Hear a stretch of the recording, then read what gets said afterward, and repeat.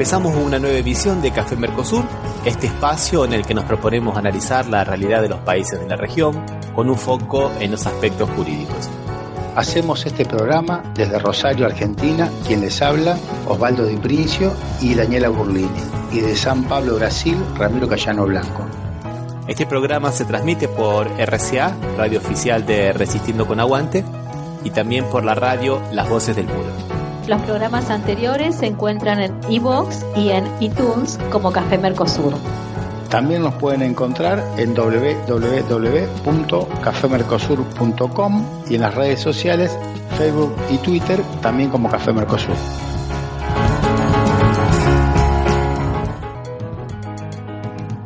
Bueno, estamos en el programa número 60. Daniela, Osvaldo, ¿cómo les va? ¿Cómo están? ¿Qué tal? ¿Cómo les va? Hola, ¿cómo les va? Pero 60 programas no es poco, gente. ¿Quién diría? Empezábamos hablando en el primer programa del caso de Milagro Sala, que recién estaba presa Milagro Sala a los pocos días, y ahora nos encontramos nuevamente con una medida arbitraria que toma la Cámara Penal de Jujuy, ¿no es verdad, gente? De revocarle la prisión domiciliaria que había sido otorgada a instancias de la Comisión Interamericana de Derechos Humanos. No, inclusive juzgando lo que había dicho la Comisión Interamericana de Derechos Humanos, siendo que una Cámara de Apelación de provincia no tendría las facultades de poder hacerlo. Y además es interesante que el gobierno nacional se hace el sonso cuando, como ya hemos visto en los otros programas, es el Estado nacional el que debe garantizar que se respeten las decisiones internacionales, porque es el que tiene la representación internacional de la nación. Y aquí se hace el sonso como en un federalismo rastacuero y vacío y tergiversado, ¿no? Cuando bien habíamos visto qué es lo que ocurre con la justicia en Jujuy, ¿no? Y esto me lleva a una pregunta que no la vamos a responder ahora, pero la vamos a ver en los próximos programas, y es la siguiente, gente. ¿Qué pasa en Jujuy con la cantidad de dinero que el Estado Nacional le envía y que el gobernador Morales no le rinde cuenta casi a nadie? La provincia de Jujuy, que es una de las provincias más pobres y de las más pequeñas, de las que menos población tiene, es la que más ha recibido dinero de coparticipación y en otros conceptos. Vos estuviste, Osvaldo, en Jujuy hace poco, ¿no? Sí. ¿Viste algún progreso social relevante como para un gobierno que recibe tamaña cantidad de dinero? No, por eso justamente me parece que sería justo que sea una de las provincias que más reciba, no sería injusto, pero lo que pasa es que no se ve que eso se manifieste en ayuda a la gente más desposeída, no se ve que haya habido más que mucha influencia, sobre todo en la industria turística que viene creciendo, que se está fortaleciendo, no se ve por otro lado otra situación que manifieste el aumento de transferencias del gobierno nacional a la provincia de Jujuy. Sí, es verdad, Osvaldo, que las provincias, por una cuestión de justicia distributiva, las provincias más pobres, está bien que reciban más, ¿no? Pero acá reciben más, no solamente proporcional, sino que a veces duplica el presupuesto que se le ha mandado a la segunda provincia. Más allá del hecho de que vamos a tener que analizarlo específicamente en algún otro programa, ¿no? El gobierno nacional discrecionalmente reparte el dinero a todos los amigos y sinceramente es una práctica poco republicana, inclusive donde no tienes provincias, como por ejemplo en Santa Cruz, reparte el dinero a los amigos que son los que han ganado las intendencias. Entonces las 5 intendencias que tiene Cambiemos en Santa Cruz reciben más dinero que toda la provincia. Pero bueno, ese es otro tema, vamos a tener que tratarlo específicamente ese tema, ¿no? Sí, y que siendo honestos, en realidad es una práctica propia de la política argentina, ¿no? De repartir más a las provincias amigas, y cuando no son la provincia amiga se reparte directamente en la intendencia o en la municipalidad que sea amiga. Siguiendo los consejos del viejo Vizcacha, ¿no? Sí, hacete amigo del juez, le dijo. Sí, acá voy a intervenir. Tiene que ver con una cuestión que no está discutida y que nunca se pudo, digamos, superar, que es la discrecionalidad que tiene el Ejecutivo, los ejecutivos, cuando llegan al poder, para administrar lo que vulgarmente se dice la caja con total discrecionalidad. Entonces suceden estas cosas que generalmente se vienen repitiendo de administración en administración, ¿no? No quiero quedar mal con nadie ni bien con todos, pero es una gran, digamos, es el gran agujero negro que tiene la administración de recursos del Estado. O sea, es cierto que no se puede aplicar una cifra o un coeficiente matemático, pero tampoco se puede, se puede, digamos, administrar como se está haciendo ahora, con semejante grado de discrecionalidad. Sería bueno tener alguna cuota de racionalidad con algún porcentaje, pero nunca ningún político o grupo de poder lo ha cuestionado a eso. Sí, es verdad, es verdad. Es la famosa política del látigo y chequera, ¿no? Lo que pasa es que si nosotros comparamos, por ejemplo, realidades más o menos parecidas, comparamos una provincia como Jujuy con la provincia de Formosa y vemos que Formosa no recibió absolutamente nada, ahí la cosa se complica, ¿no? Pero es verdad que es un problema, un viejo problema. Sí. Es un planteo, digamos, desde que está organizado, cómo está organizado, digamos, la administración de las rentas. O sea, tiene un gran poder con la reforma de la Constitución, el jefe de gabinete para reasignar partidas, que hoy el nombre que tiene es Marcos Peña, y en donde ahí, en esa posibilidad de reasignar partidas, que es la lógica, digamos, del Ejecutivo es que tienen que resolver situaciones de urgencia y que no se puede estar, digamos, atado a todo un proceso de aprobación por el Congreso y que o tiene que resolver y no se puede ir a una licitación. Entonces, todos esos vericuetos que tiene permite que se cometan este tipo de situaciones con una inequidad, digamos, manifiesta. Sí, esta cuestión de reasignar partidas tendría cierta lógica si fuera, por ejemplo, qué sé yo, hay un desastre natural muy importante, un gran terremoto. Está para eso originalmente. Lo que pasa es que se lo usa de manera política, con un poco el látigo y la billetera, ¿no? O haces lo que te digo y te doy plata, o no haces. Yo corregiría, no diría que se utiliza en forma política, se utiliza en forma partidaria. Porque lo otro también es una utilización, todo es una utilización de tipo político. Sí, tenés razón, sí. Es partidaria. Politiquera, digamos. Sí. Bueno.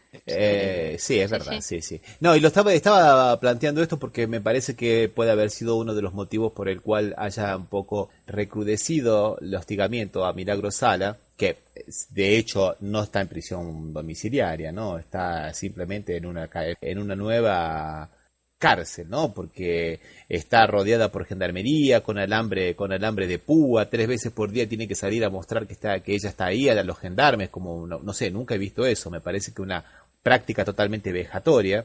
Inclusive, por ejemplo, al marido, a Noro, no lo dejaron entrar porque dijo que no estaba en una lista especial. O sea, hasta los presos tienen a veces derecho a visita íntima, y acá, ¿qué tipo de prisión domiciliaria es esta que no le dejan entrar al marido, ¿no? Pero me parece que este recrudecimiento puede haber tenido justamente por 2 cosas. Primero, por los pedidos que está haciendo Milagro Sala por Santiago Maldonado, que es el tema que vamos a ver ahora, y también por el hecho de que ella ha denunciado que este dinero que recibe el gobernador Morales no le rinde cuenta a nadie.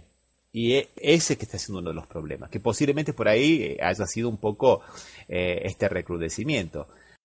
Y no nos olvidemos que en el mismo momento que está pasando esto, en realidad fue la semana pasada, fueron reprimidos terriblemente los trabajadores del ingenio azucarero Ledesma, con una triste historia en la época de la dictadura. Fueron reprimidos por reclamar que se respete el pago de salarios de acuerdo a los trabajadores de Salta. Ni siquiera pidieron que se respete los sueldos que se pagan en la Ciudad Autónoma de Buenos Aires, o en Santa Fe, o en Córdoba. Pidieron solamente los de Salta, y con eso bastó para que fueran fuertemente reprimidos.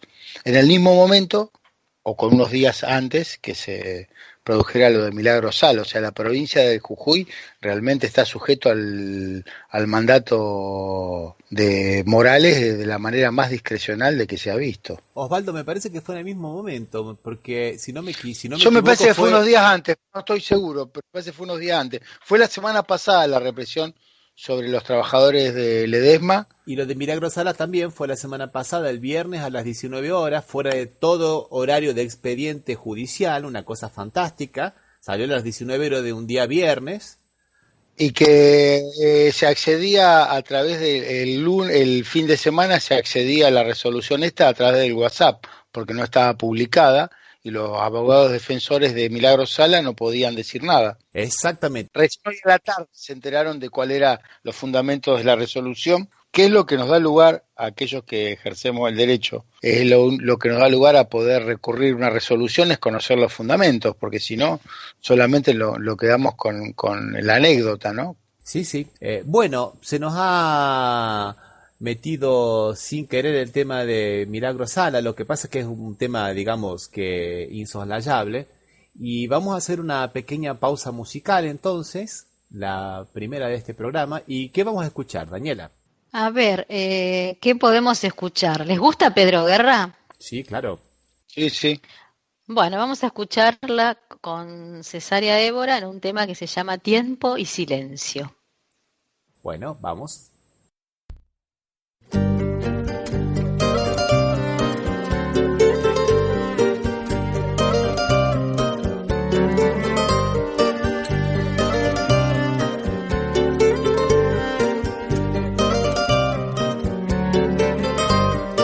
Casa en el cielo, un jardín en el mar, una alondra en tu pecho, un volver a empezar, un deseo de estrellas, un latir de gorrión, una isla en tu cama, una puesta de sol. Tiempo y silencio, gritos y cantos, cielos y besos, voz y quebranto. Nacer en tu risa, creceré en tu llanto, vivir en tu espalda, morir en tus brazos.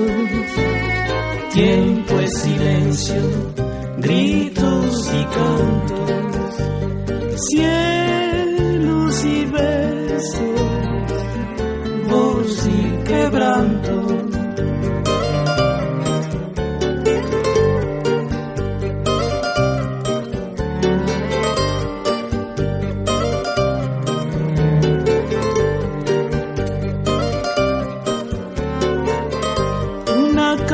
En el cielo, un jardín en el mar, una alondra en tu pecho, un volver a empezar, un deseo de estrella, un latir de gorrión, una isla en tu cama, una puesta de sol. Tiempo es silencio, gritos y cantos, cielos y besos, voz y quebranto. Gritos y cantos, cielos y besos, voz y quebranto. Voz y quebranto, voz y quebranto, voz y quebranto, voz y quebranto, voz y quebranto, voz y quebranto, voz y quebranto. Bueno, vamos entonces ahora a la realidad brasilera. Vamos a escuchar una noticia de terror.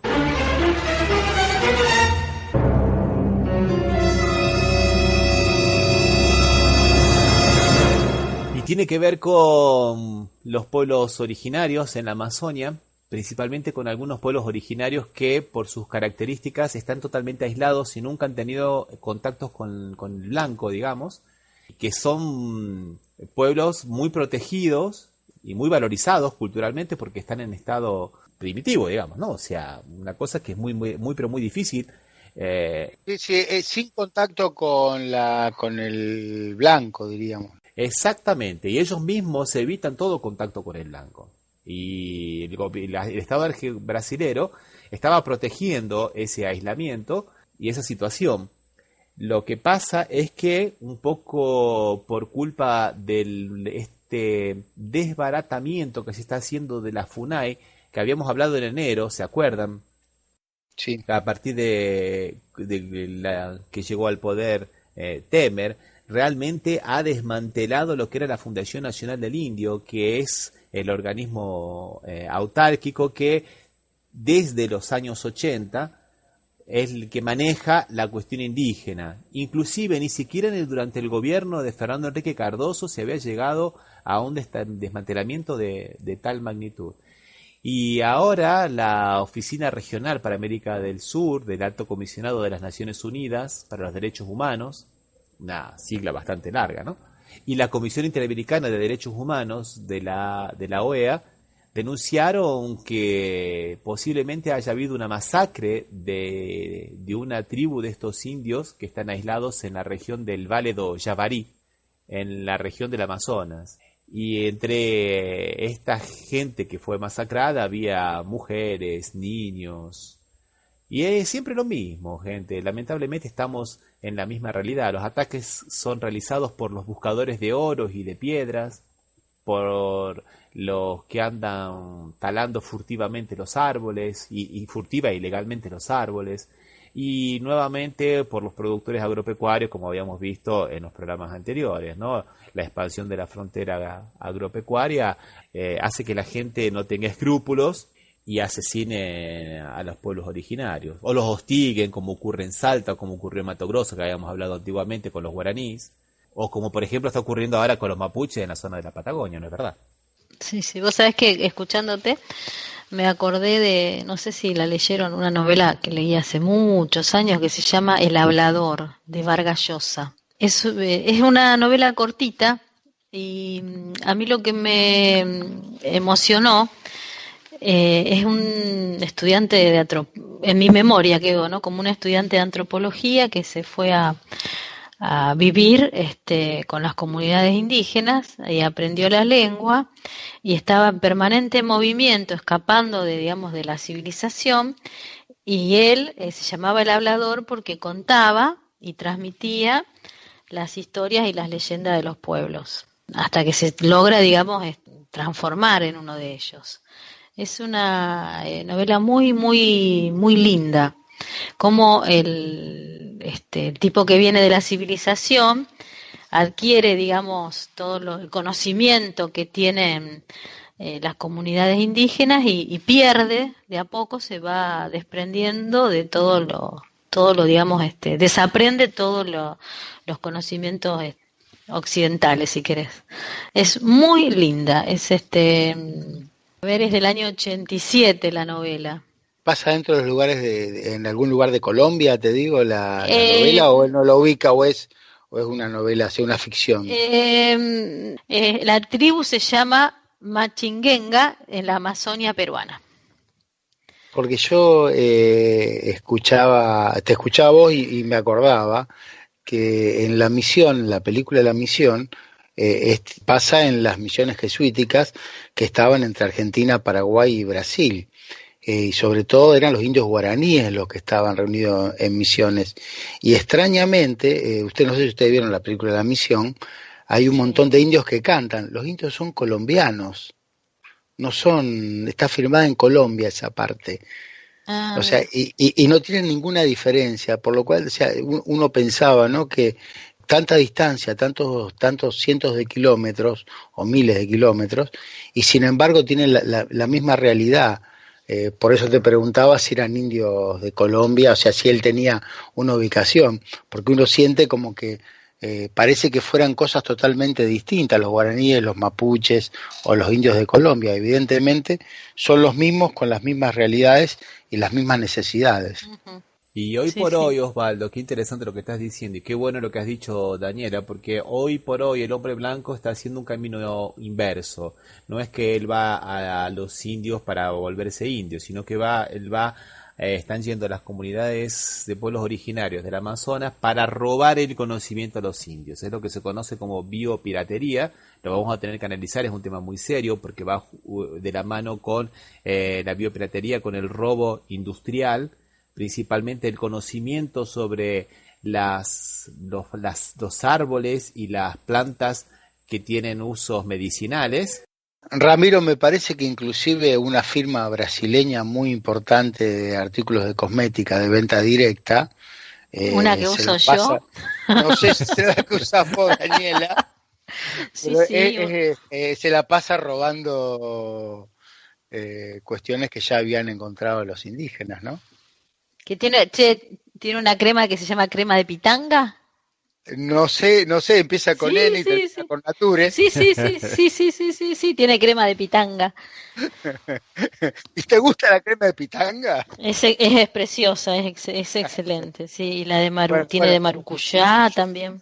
yo supongo que ellos en realidad estuvieron, no sé si es así, por ahí me van a caer porque dicen que no es así, pero no, yo creo que ellos utilizaron los descubrimientos o las cosas que usaban los indígenas en la selva amazónica o en las selvas naturales de Brasil. Sí, acá uno de los principales ungüentos para los dolores musculares por práctica deportiva, ¿no? El más caro de todos esos está hecho con una hierba que acá se llama baba de ballena, que la usaban los indios, ese conocimiento era de los indios.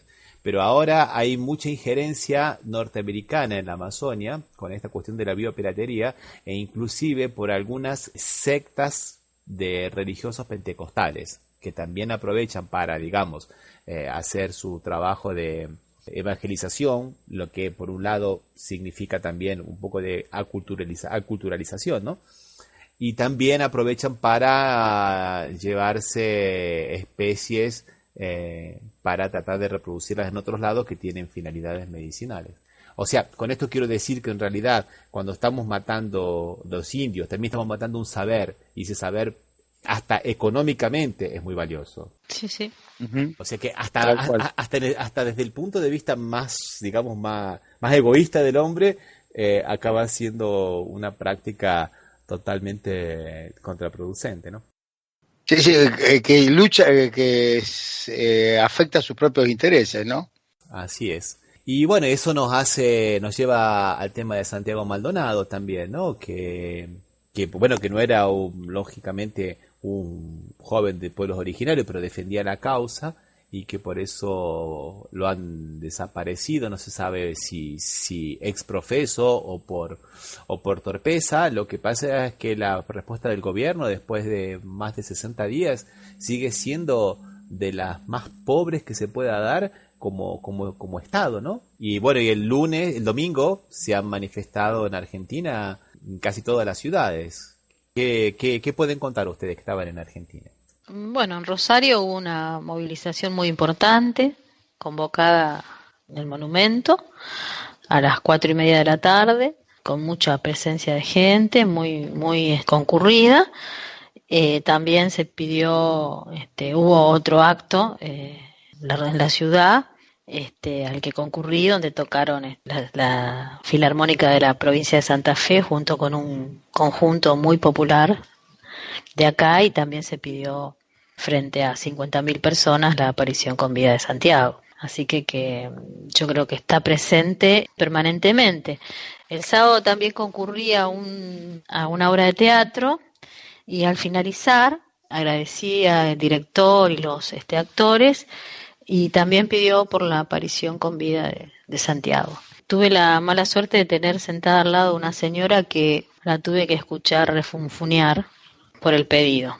¿La obra de Hay teatro mucha... cuál era, Daniela? ¿Era de Rosario o una obra Sí, que sí, venía? sí, de actores rosarinos. Se llama Mi vecino es un wifi. Ah, está bueno. Está bueno, En el el nombre está. es Claro, una comedia. En la comedia, en el Teatro La Comedia, y la señora que estaba al lado mío se expresó bastante fastidiada. Y yo, como tenía un sábado tranquilo, hice como que no la escuché y no me peleé. No dije nada. Me parece muy bien, a veces está bien. Sí, no es para pero pelearse, viste, pero de todas maneras, o sea, hay que escuchar que hay diferentes versiones, y a veces esta mujer hay que entenderla porque en realidad está hablando en función del cerco mediático que le pusieron. O sea, el tema de Santiago Maldonado en los últimos 7 o 8 días casi ha sido ignorado por los grandes medios. No, desde que apareció el nuevo juez en el sur, ya el tema de Santiago parecería Maldonado, como que todo se solucionó, ¿no? viste que quedó afuera de la agenda, es realmente terrible, y la gente lo entiende así. O sea, pero es la lógica también de lo que escuchan. Hoy tenía la suerte de estar, cuando estaba dando clase, que les decía que no me estaban escuchando mis alumnos, les toqué, me empezaron a hablar de la matanza esta, no sé en qué lugares, de Las Vegas, no sé en dónde. En Las Vegas, sí. Y bueno, está bien. Pero yo les dije, está bien eso, muertos ahí en todos lados, en Siria mueren un montón de gente, y nadie se preocupa tanto. Ahora, ¿vieron lo que pasó en Cataluña? Ah, sí, hay un tipo que votó 4 veces, eso es lo que estaban. Claro, pero está bien. ¿Es culpa de ellos o es culpa de lo que escuchan? Ay, qué divino. Hubo 900 heridos en Cataluña, aparte de de este tipo que aparentemente votó 4 veces. Y cuando uno les entraba en el tema, piensen en la democracia. ¿Cuál es el símbolo de la democracia si no es el voto? ¿Y por qué le impiden votar? Y si nosotros, ¿cómo fuimos independientes en el 1810? Se hizo una votación en el Cabildo y la ganó, bueno, ¿y por qué? ¿Y nosotros no festejamos eso? ¿Y por qué los catalanes no pueden hacerlo? Pero es lo que le dicen, no es lo que ellos piensan, ¿eh? Sí, es verdad, Osvaldo. Y ya que estamos, vamos a hacer un poco de propaganda, ya que los medios hegemónicos no nos hacen propaganda. El domingo también, además de las manifestaciones por Santiago Maldonado que se realizaron en Argentina, también se realizaron muchas alrededor del mundo. Por ejemplo, en Milán se manifestaron frente a la principal tienda de Benetton y fue una manifestación bastante numerosa. También hubo manifestaciones en Estocolmo, también hubo manifestaciones por Santiago Maldonado en Roma, también hubo en Ginebra, hubo también en la Puerta de Brandenburgo, en Berlín. O sea que el tema de Santiago Maldonado, a pesar del cerco mediático, va tomando cada vez más forma y más fuerza en todos los foros, las ciudades del mundo, ¿no? E inclusive quería invitarlos a escuchar un pequeño audio que reprodujo Víctor Hugo Morales en su programa matutino en la M750, que fue hecho por Radio France Internacional, de argentinos que viven en varios lugares del mundo. ¿Lo escuchamos? Dale. Sí, vamos.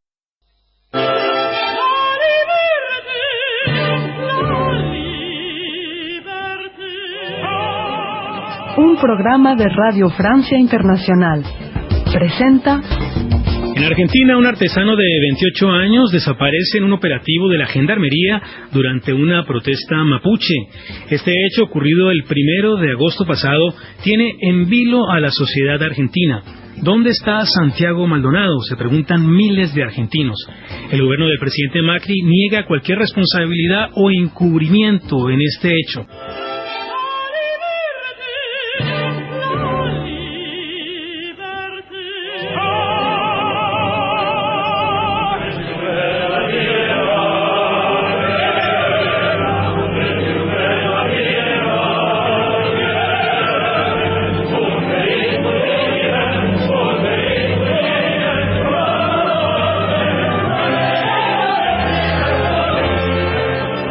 Este caso, por supuesto, ha conmocionado a la sociedad argentina y se han realizado 2 marchas pidiendo que Santiago Maldonado aparezca con vida. Hay también una fuerte movilización en las redes sociales. Nosotros, aquí en París América, recibimos varios mensajes a nuestra cuenta WhatsApp que quiero que escuchen. Soy Silvia, argentina residente en Sevilla. Santiago Maldonado, un joven idealista y solidario con el reclamo del pueblo mapuche, es víctima de una desaparición forzada. Es necesario que la comunidad internacional sepa de esta situación. La pregunta es, ¿dónde está Santiago Maldonado? Hola, les habla Ramiro desde San Pablo, Brasil, El tema de Santiago Maldonado es doblemente preocupante. Por un lado, porque es la desaparición de un joven en democracia, y segundo, porque es la reiteración de un hecho de hostigamiento del Estado argentino contra la comunidad de pueblos originarios mapuche en el Pull-Up Cuyamé. Un abrazo a todos. Hola, soy Claudia, científica. Desde 2015 en Argentina se aplican políticas neoliberales con el gobierno de Mauricio Macri y estas políticas están cerrando con represión y criminalización de la protesta. A la prisión de la dirigente social Milagros Salas ahora se suma la triste desaparición de un muchacho de 28 años llamado Santiago Maldonado. Es realmente triste lo que está pasando en Argentina. Gracias por ocuparse de este tema. Me llamo Marcela, vivo aquí en Ginebra, Suiza, y estamos totalmente repudiando lo que está pasando en Argentina en este momento, porque están atacando los derechos humanos, cosa que habíamos logrado avanzar mucho en cuanto a derechos humanos en nuestro país, en Argentina. Y esto no puede ser, nos está haciendo acordar viejos tiempos donde no queremos volver. Muchas gracias. Soy Miriam, vivo en Ginebra desde hace 30 años y me estoy preguntando, y se lo pregunto a la ministra de Seguridad de la República Argentina, la señora Patricia Bullrich, ¿dónde está Santiago Maldonado?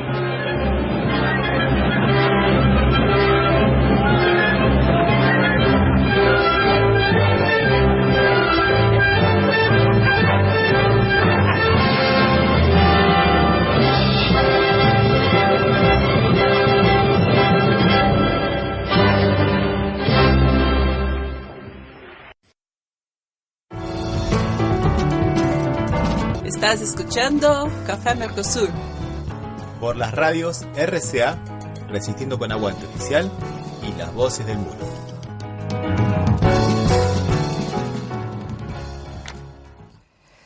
Acá dice que te pegaron y te obligaron a tener relaciones. Sí. Bueno, te voy a revisar a ver si es así. Vine con mi hermana. ¿Puedo entrar? No hace falta. Esto es de rutina. Vamos a hacerlo rapidito. A ver, muéstrame.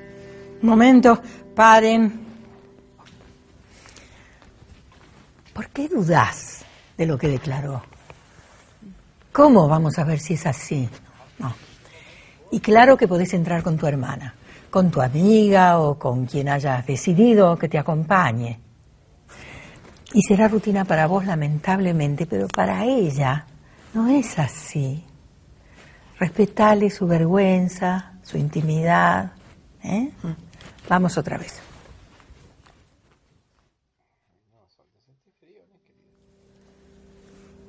¿Acá? Sí. ¿Duele? Sí. Sí. Flor de golpiza. Bueno, voy a buscar a otro colega. Necesito otra opinión. Andá desvistiéndote. Vamos a ver si hay signos claros de relaciones no consentidas. Digo, si se nota que fueron por la fuerza. ¿Me va a revisar un hombre? Un médico.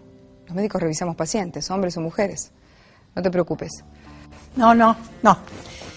Así no. Vos sos médica, pero antes sos persona. Esta chica tiene derecho a la confidencialidad. Vos podés negarte a que te revise alguien que no querés. ¿Estamos? Bueno, otra vez. ¿Puede entrar mi hermana? Claro. Ahora la llamamos. Yo sé que tenés vergüenza, pero confía en mí. Yo te reviso en un minuto nomás. Tengo que informar cómo son las lesiones. Anda desvistiéndote mientras yo busco a tu hermana. Gracias por creerme. Bien. Ahí estamos. Mucho mejor. Tenés derecho a que cuiden de tu intimidad. A pedir una médica si te sentís más cómoda. A que te acompañe alguien de tu confianza. La justicia está de tu lado. Usala. Bueno, acabamos de escuchar entonces como si fuese una especie de pieza teatral, ¿no? Una teatralización de una situación bastante cotidiana. ¿A qué se refiere, Daniela? Es una manera de de visibilizar la situación de violencia que vuelve a sufrir la mujer cuando hace una denuncia que ha sido víctima de una violación o de un abuso sexual. Es una manera de, más que nada, de que los profesionales de la salud y las propias mujeres se tomen en cuenta de cómo se debe llevar adelante. Si bien se encuentran legislados y hay protocolos, lo que no está es sensibilizada la situación. Nosotros en nuestro país tenemos un protocolo de violencia sexual que lo difunde el Ministerio de Salud. Se lo puede ver en la página www.msal.gov.ar, en donde, a pesar de que es un material que se encuentra a disposición libremente, los médicos no se encuentran sensibilizados. Sobre todo el tema de acá está, digamos, lo que dice, lo que cuenta el video, lo dicen en el folleto, digamos, que se les da a los médicos. Dice que tiene derecho la persona a permitir que un acompañante, a ser asistida por un acompañante, a elegir el sexo de la profesional si esto es posible, garantizar un ambiente de privacidad, hay que tener en cuenta el estado emocional de la persona, creer en su palabra, sin culpabilizar, revictimizar ni tratar de influenciar en sus decisiones. El trato frío que tiene la médica es notorio. Es una rutina para ella, para la persona es un gran drama, un gran trauma. También hay una cuestión. Generalmente vas al médico, tenés que contarlo, después tenés que contarlo a la policía, después tenés que contarlo en el juzgado. Hay que tratar de evitar repetir y hacer un solo registro de lo que sucedió en la historia clínica. También se le tiene que explicar a la persona que puede hacer puede hacer la denuncia o no, que está en su derecho a hacerlo. Y tiene que tratar de tener toda la prueba recabada en la historia clínica para que sirva en un proceso judicial. Es muy importante el tratamiento porque ahí se hacen los primeros abordajes, le hacen las pruebas, le hacen el cultivo, le hacen un test, le hacen hemogramas, hace un test de embarazo también en orina y en sangre. Es todo el tratamiento de profilaxis y le hacen la anticoncepción de emergencia, hacen tratamiento también por si tienen lesiones corporales y genitales. Lo importante es la anticoncepción hormonal de emergencia que reciben las víctimas. Bueno, yo toda la cuestión no la voy a dar, porque es muy, muy técnica. Pero es importante que cuando hay una violación también hay un riesgo de transmisión ¿cuáles son los riesgos mínimos que te transmitan una enfermedad de transmisión sexual, un HIV, un HPV, un embarazo? Entonces hay todo un test que te tienen que dar para de emergencia, la anticoncepción, y también para un tratamiento por las dudas con el tema del HIV y todas las enfermedades de transmisión sexual. Te hacen una vacunación, te hacen una hepatitis B, una antitetánica y te hacen controles médicos posteriores. O sea, hay todo un tratamiento alrededor y lo importante es la obtención y la conservación de las pruebas. Para si se hace un hisopado y se toma, digamos, restos de semen, es prueba que involucra directamente al autor de la violación. También es muy importante el abordaje psicológico y social que se haga de la paciente. Vos me querías preguntar algo, Rami. No te quería interrumpir, no, estaba muy bien. Lo que te quería, no era preguntar, en realidad quería hacer una pequeña reflexión con relación a todas las personas que se oponen a los derechos humanos, que el principal argumento de esta gente es que no se piensa en la víctima. Y tienen razón, que es verdad que los derechos humanos a veces se olvidan de la víctima. Pero es interesante que nunca escuché, por ejemplo, esa misma gente que se opone a los derechos humanos, son normalmente aquellos que se oponen a que haya una protección a las mujeres violadas, que son las víctimas. O sea, hay una contradicción flagrante en este tipo de discurso. O sea, cuando pensamos en un robo, sí, el Estado omite a la persona robada. Es verdad que debería haber un amparo mayor, eso es una crítica válida. Pero en este caso, que es justamente la integridad física, que es un tema delicadísimo, que es una pandemia, podemos decir, porque es una enfermedad social producto de la sociedad machista y patriarcal, en este caso ellos se oponen. Porque se oponen a todo ese tipo de cosas, hasta se oponen la mayoría de las veces a lo que sería el posible aborto por causa de una violación, ¿no es verdad? Sí, quería comentar lo último antes de pasar a otra cosa. También ahí no lo dice, pero ¿cómo se hace la denuncia? ¿Dónde puede denunciar? En el juzgado penal, en una fiscalía en turno, en la comisaría de la mujer más próxima o en la comisaría de la mujer también. Dicen, la recomendación es hacer siempre la denuncia en fiscalía. Las denuncias también se pueden hacer personalmente, por escrito o por teléfono. En Argentina tenemos un antecedente, como dicen, una adentro y una buena. Una adentro es el antecedente del fallo de la Corte que se conoce como FAL, en donde la Corte finalmente se pronunció a favor de la interrupción del embarazo en caso de una violación de una niña, con toda una jurisprudencia, sentó toda una jurisprudencia muy importante.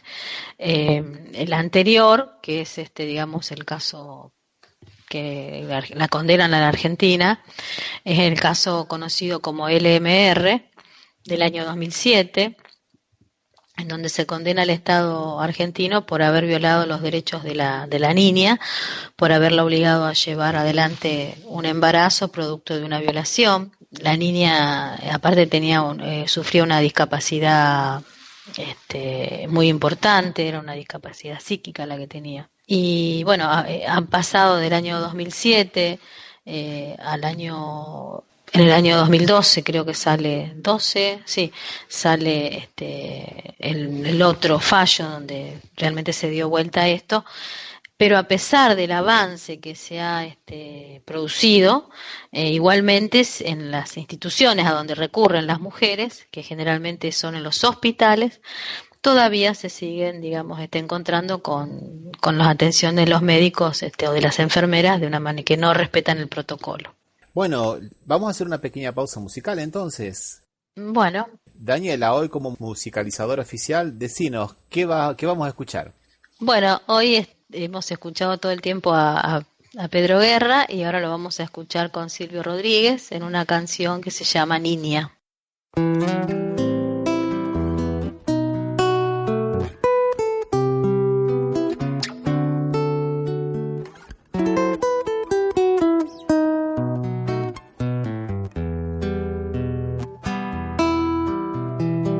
Quizá te busquen porque naciste, quizá te miran por mujer,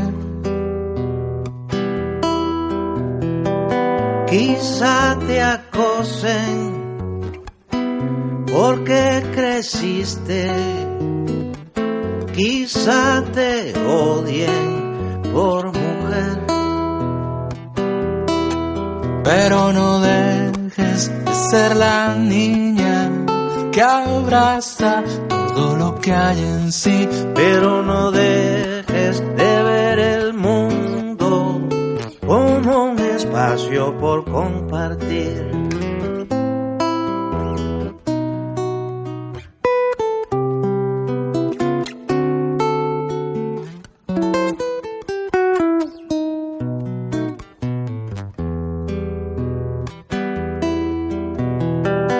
Quizá te insulten, quizá no nazcas, quizá te anulen por mujer. Quizá no llegues a ser tú misma, quizá te empujen por mujer.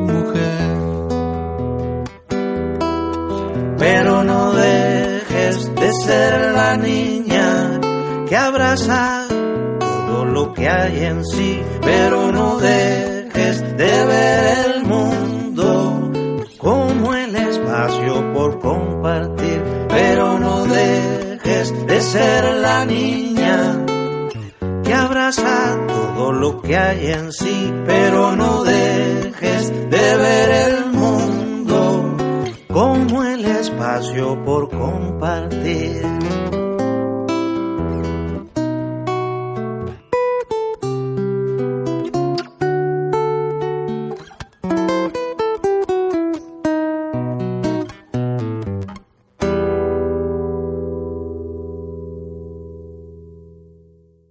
Bueno, vamos entonces ahora a hablar de un tema que coincidencias, ¿no?, entre Brasil y Argentina, y tiene que ver un poco con las redes sociales y el manejo de lo que es la Big Data, ¿no? Y que tanto el gobierno del PRO en Argentina como el gobierno de acá de la ciudad de San Pablo, la municipalidad, ¿no?, el prefecto, el alcalde, digamos, Doria, que gasta fortunas en programas para saber qué es lo que nosotros hacemos en la internet y qué dejamos de hacer, ¿no? Un poco Big Data, ¿qué es esto de la Big Data, no? Y Big Data es exactamente toda la nube de datos y, digamos, las huellas que nosotros dejamos en todo lo que nosotros hacemos tecnológicamente. Cada vez que le damos un me gusta a alguna publicación del Face, cada vez que retuiteamos alguna cosa, e inclusive cada vez que nosotros en el celular pedimos por voz que busque algo, ya eso entra en la Big Data y seguro que hay alguien hay programas, a veces se llaman programas, a veces se llaman robots, que está recabando toda esa información para tratar de alguna manera de definir cuál va a ser tu comportamiento y tratar de venderte algún producto conforme al comportamiento que uno tenga, ¿no? Entonces, ya les ha pasado a ustedes seguramente, que han puesto, por ejemplo, han mandado una carta, mañana voy a Alemania con un amigo y le han venido propagandas de curso de alemán, de viajes a Alemania, de fiestas alemanas. A mí me pasó que estuve buscando precios para termotanques solares y permanentemente cuando hago una búsqueda en Google de algún tema, abajo me viene la publicidad de los paneles solares. Y eso sucede a partir de que estuve buscando precios. Permanentemente. Que hay alguna manera de saber cómo funciona eso. Cuando uno que se le ocurre buscar una cosa que no hace habitualmente, ponga el Google y lo busque 2 o 3 veces y va a ver que le empiezan a venir publicidades de eso, o sea, cosas que uno no hace usualmente, y va a ver que le llegan publicidades de todos los colores de eso, pero no solamente en el Google, en cualquier cosa que uno entra en el feo, en cualquier cosa, y si las publicidades que salen siempre son de eso, realmente es sintomático. Sí, es interesante cómo debe ser un programa matemático. Porque... Algoritmo se llama eso. Sí, dicen. Sí, tiene... Si hay un minuto voy a contar una historia que leí en una contratapa del Página 12 que escribe Adrián Paenza. Dice que en Estados Unidos, en un supermercado de un pueblo, un día le cae al gerente un cliente y le dice que le trae todos los cupones de descuento que le llevaron a la hija menor y ve que dice que eran todos relacionados con tener un hijo, ¿no? Y entonces el tipo le dice, ¿por qué le llegan a mi hija que es menor? ¿Qué pasó? Entonces el tipo averigua, el gerente le dice que espere 5 minutos o que le dé un día para que él averigüe, y cuando va al otro día la persona, él le dice, sí, realmente tiene razón, fue un error nuestro, discúlpenos, y le dice, no, discúlpenme ustedes, ustedes saben más de mi hija que yo, mi hija está embarazada y yo no lo sabía. Porque dice que ellos realizaron un sistema de algoritmos que haciendo unos pedidos determinados, suponete que una mujer, no importa la edad, busque ciertas cremas o ciertos perfumes, eso significa que tiene un proceso de embarazo. Entonces eso ahí llegó la sorpresa, ¿no? Es interesante, Osvaldo, porque funciona así. Los que especialistas en Big Data dicen que no saben lo que nosotros estamos haciendo ahora, pero ellos pueden digamos así, medio como quemáticamente, saber con un 80% ellos venden eso, ¿no? Con un 80% de seguridad, lo que nosotros vamos a hacer de acá a 2 años. Para que se hagan una idea de cómo se manejan estos datos, el campeón de las redes sociales era Obama, ¿no es verdad? ¿No? El político campeón de las redes sociales era Obama y él... Sí, con Twitter fue el que dice que gana la elección, ¿no? Claro, y él tomó un número de 16 millones de americanos y el mismo mensaje lo hizo de 3.000 formas diferentes. Ahora, Donald Trump tomó 250 millones de americanos, los analizó e hicieron 170.000 diferentes versiones del mismo mensaje. O sea que realmente es una cosa, creacionó, cosa mandinga, ¿viste? Y eso es lo que le estamos dejando al señor Marcos Peña, que ya lo había nombrado Daniela en el programa, ¿no? A través de esta nueva, la de la Dirección Nacional de Protección de Datos Personales, que cambió de mano y ahora quedó en la esfera de Marcos Peña. Y es también lo que nuestro intendente de Buenos Aires, ¿no? Mediante la disposición número 122 del Boletín Oficial, determinó apenas que se le asignen 17,5 millones de pesos para una solución analítica de datos para datos estructurados y Big Data. Supuestamente la idea es, fíjense ustedes, la excusa, ¿no? Identificar las conversaciones que indiquen la intención de cometer fraude. Entonces, supuestamente, ellos dicen que a través de este análisis van a poder ver posibles evasores de impuestos. Gente, están queriendo saber qué hacemos y cómo nos manifestamos y cómo manipularnos políticamente. No tiene nada que ver con la evasión de los impuestos, ¿no? Claro, porque el fraude es un concepto muy amplio. En fraude puede entrar, de paso me entero qué opina la gente, si me quiere, si me va a votar, si no me va a votar, si a quién va a votar, digamos. Lo que pasa que esto también puede servir para hacer una buena campaña de sensibilización para que uno puede, digamos, protegerse de estos, digamos, ladrones de privacidad, porque está bien, uno no puede dejar de utilizar un buscador para determinada cosa, pero sí podés tener la suspicacia de escribir lo que quieras, pero que no tenga que ver con lo que vos pienses. No sé si me sé expresar. No, sí. O sea, el buscador uno lo utiliza como un motor de búsqueda, eso es muy difícil, digamos, de correrse del lugar. Pero en el resto, me parece como que la gente, Twitter y el Facebook y todo eso, lo que pasa es que es más sutil, Daniela, no es solamente el buscador, es todo. La página que abrís, la página que no abrís. Sí, que lees, que no lees, claro. Cada clic deja una huella. Salvo que vos seas un flor de esquizofrénico que debe estar en ese 20% que no van a poder nunca predecir qué carajo va a hacer. Sí, es verdad. Por ejemplo, bueno, no quiero nombrar a nadie, ¿no? Pero conozco gente que es impredecible, que no se sabe.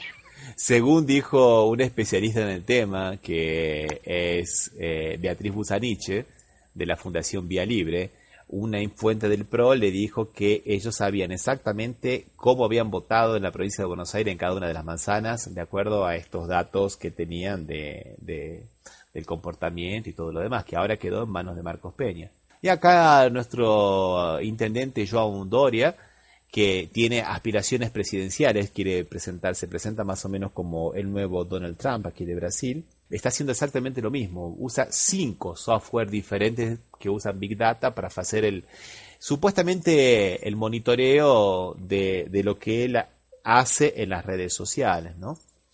Pero en realidad la cosa es un poco más profunda. Nadie usa el Big Data solo para ver cuál es la opinión que tiene, el alcance de lo que uno publica. El Big Data se utiliza para cosas mucho más sutiles. La Big Data es una cosa impresionante y nadie puede dominarla, pero digamos, uno hace un recorte y de acuerdo a lo que quiera, ¿no?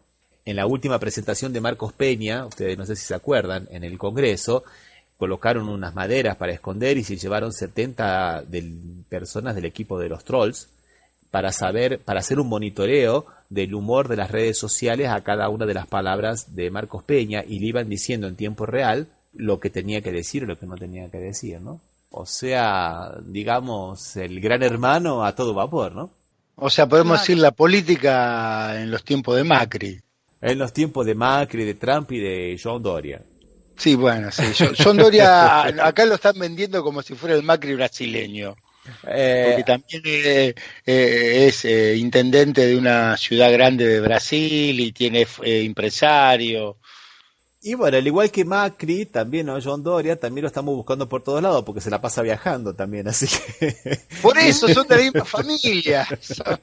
Y bueno, y se nos ha terminado el tiempo, gente. ¿Qué les parece si nos despedimos, ya que estamos hablando de este tema de la Big Data, nos despedimos con un tema de Lenini, de brasilero Lenini y de Pablo Guerra, para terminar con la sesión Guerra? ¿Y qué vamos a escuchar, Daniela? Vamos a escuchar Miedo.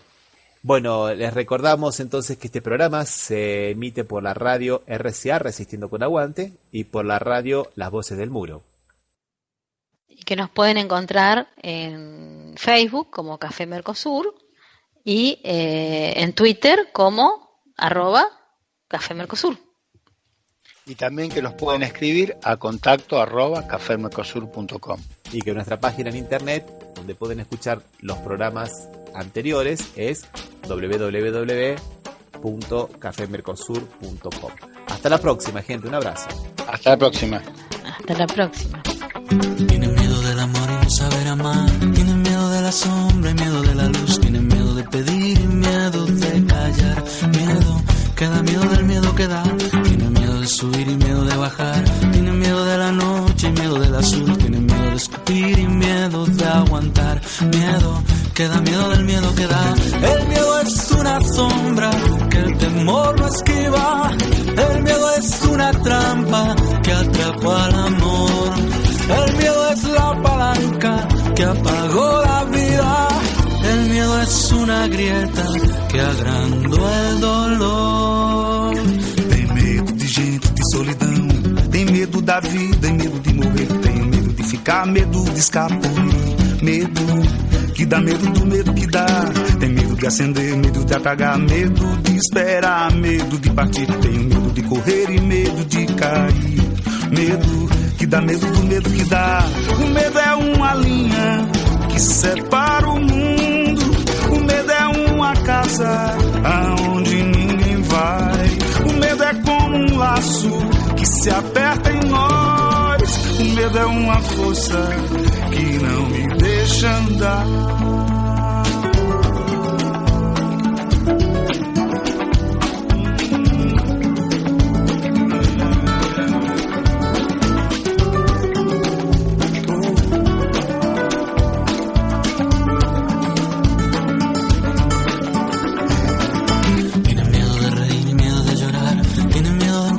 Sin miedo de no ser, tienen miedo de decir y miedo de escuchar, miedo que da miedo del miedo que dá. Tenho medo de parar, medo de avançar, tenho medo de amarrar e medo de quebrar, tenho medo de exigir e medo de deixar, medo que dá medo do medo que dá.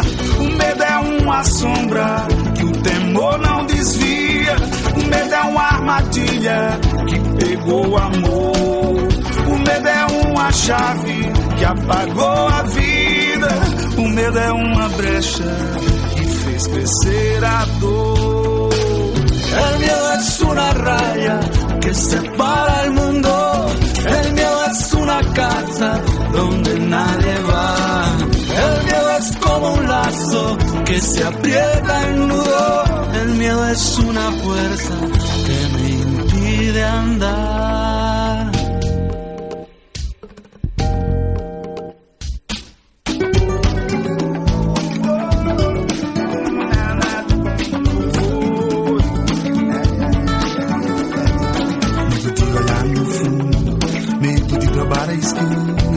Medo de ficar no escuro, de passar em branco, de cruzar a linha, Medo de se achar sozinho, de perder a rédea, a pose e o prumo. Medo de pedir arrego, medo de vagar sem rumo. Medo estampado na cara ou escondido no porão.